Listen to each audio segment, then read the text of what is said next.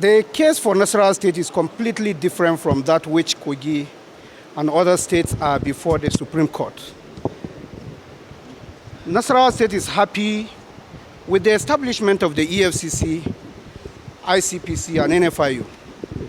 But our own case is challenging the constitutionality of the directive issued by the NFIU, limiting cash withdrawal for states, knowing fully well that in Nasarawa State we have a social investment policy geared towards enhancing the living standard of the people at the grassroots, where His Excellency the Governor Engineer Abdulwahab Mohammed, out of his passion for lifting people out of poverty, initiated a program through which indigent people at the grassroots level are being shared some stipends running into millions of naira, and is the talk of the state.